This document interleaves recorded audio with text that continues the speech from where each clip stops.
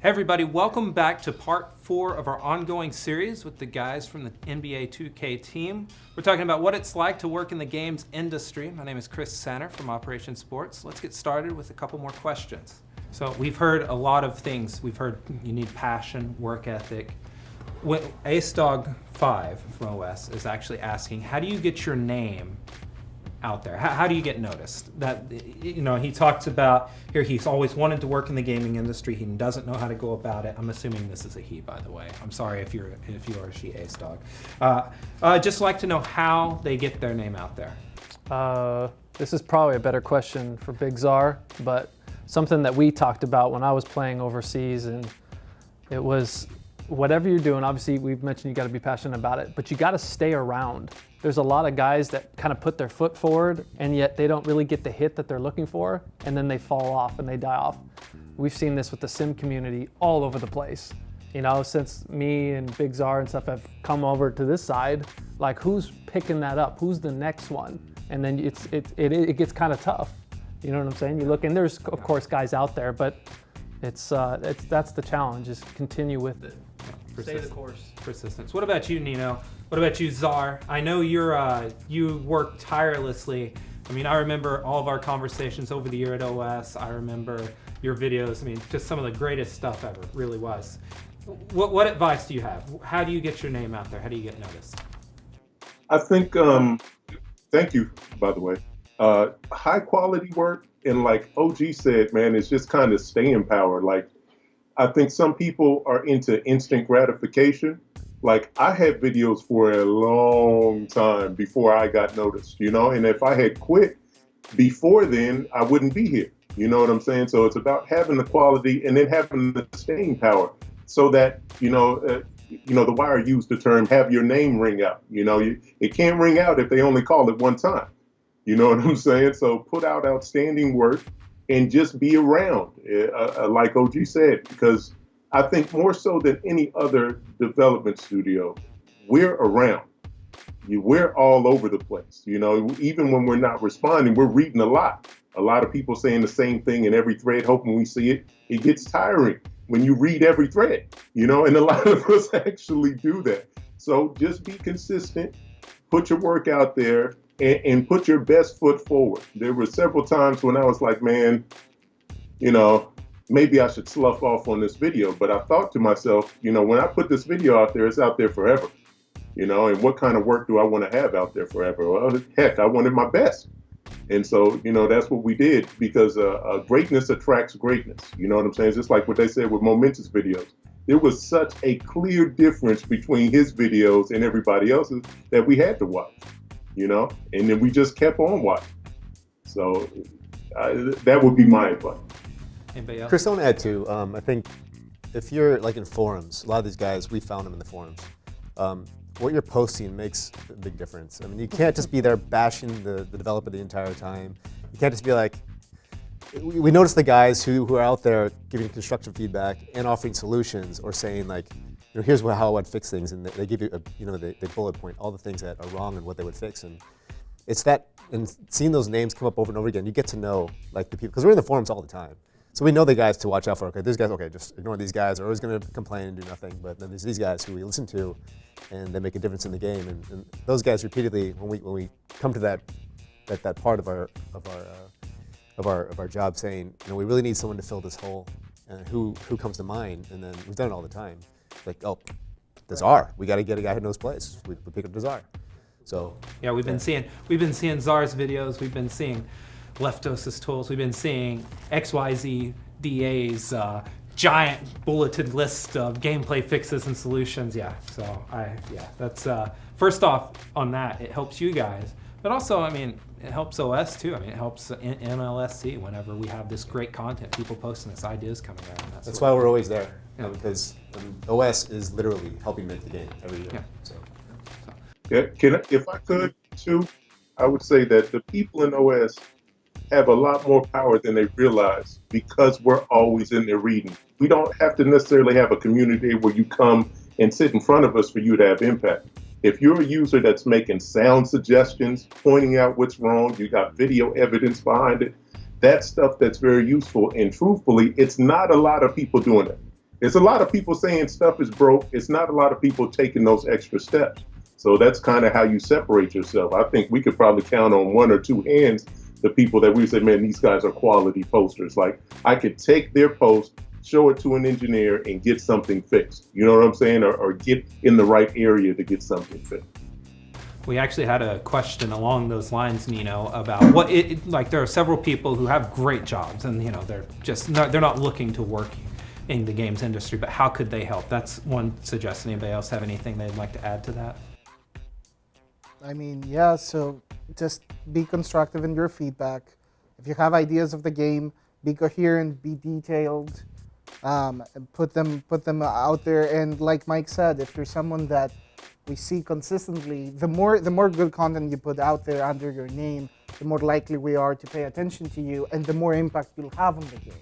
So start constructive, keep at it, stay constructive, and you're helping us already just by doing that, because we are in the forums all the time. We are going to see your post, even if it's buried in a sea of noise. So just if you put your ideas out there, they're going to get noticed, and you're helping with that. If you want to help the content creators out there, do that. If you want to own your craft and make NBA 2K better by like putting up a roster over in 2K Share, creating draft classes, creating custom teams and uniforms and arenas now with our expansion and relocation features, and in Pro-Am, the same thing. If you want to put guides out for how people can get the best My Team cards, all of that is very useful. And you don't have to help the game directly, you could also help the people playing the game, and that's just as useful because you might show a side of the game to them that they hadn't even noticed was there. So, in retrospect, basically don't use all caps. Write in complete sentences.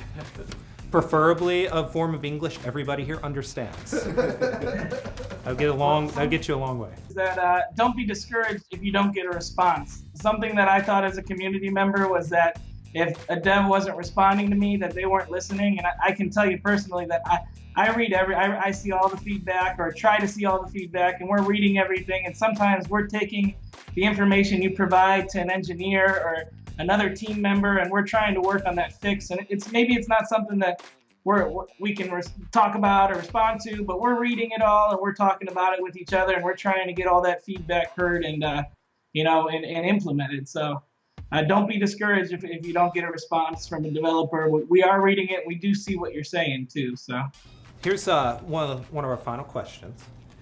This is from Hylas. I think that's how your name. I think that's. Another questionable username. Yeah, I'm not sure. It's in all caps, by the way. We just talked about that. So, I don't even know. But anyways, when it came to starting work in the games industry, there's people out there who have families, and they're passionate about the games. This is their hobby. But how was that transition for your families, going from whatever you were doing before to this now? Anybody that has a family here, obviously, that's a requirement. Yeah.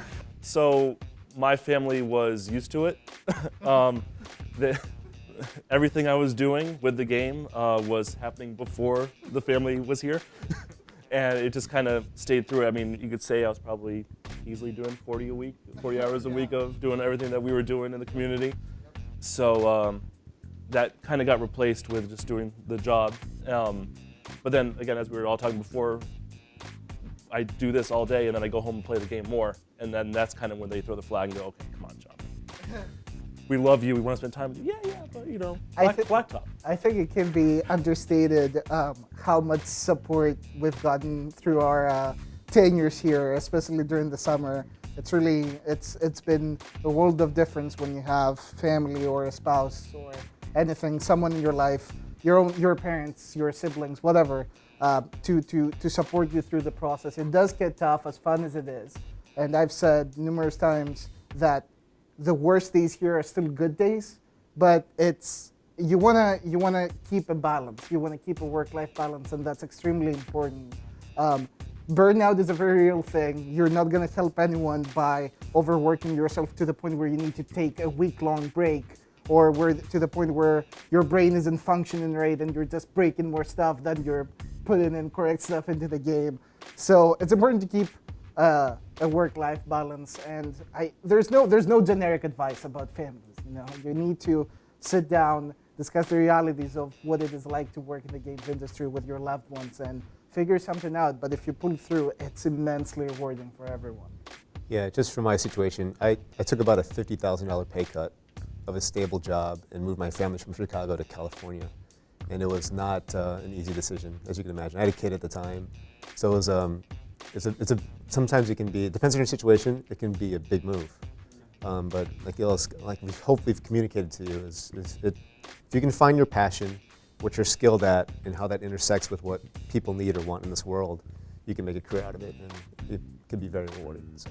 Yeah, I would definitely say make sure we always, at least in my household, I call my wife the CP3 of all moms. She's just the ultimate floor general, a mother of 4, you know. And like Mike said, I gave up probably another easily 4 to 5 years of playing ball and making some good money over there to get into something that was going to set me up for quite some time, something I've always wanted to be. Cool. Okay, final question. I'm just going to preface this. 1 or 2 sentences each. This is a lightning round. So what we're going to do, you got this. I promise you got this, Leptos. Basically, 1 or 2 sentences on what advice you would like someone to take away from this round table as far as getting into the games industry. Let's start with you, Mike. Let's start down there. Yeah. Okay. I'll start with there. Mike's 1 or 2 sentences? Yeah, just 1 or 2. Just very quick hitting advice. Just do what you want to do. Like for me, oh, you said 1 or 2 sentences. Yeah. Don't let him sit you on there. Say what you gotta say. Yeah, just keep doing what you want to do. Like I think Stoffer said it. Like don't get discouraged if you don't get the recognition or like the feedback you're expecting. Just keep doing it. If you keep doing it, if you're passionate about it, it'll just come through. Cool. What about you, Nino? I would say just be consistent. That's probably the best advice. There were times where I personally was about to give up. I was like, man, this is not going anywhere. I'm married, I have kids, I got a full-time job, and boy, what would I have missed out on if I would have quit? I don't know. I don't know if I could deal with that. Not working with these guys, not working on the game every day. That would suck. So I would say just don't give up. Be excellent and don't give up. Cool. What about you, Scott? Mine would just be stay the course. Like we mentioned earlier, stay the course, finish out. The cream will rise to the top. I guess with that, participate.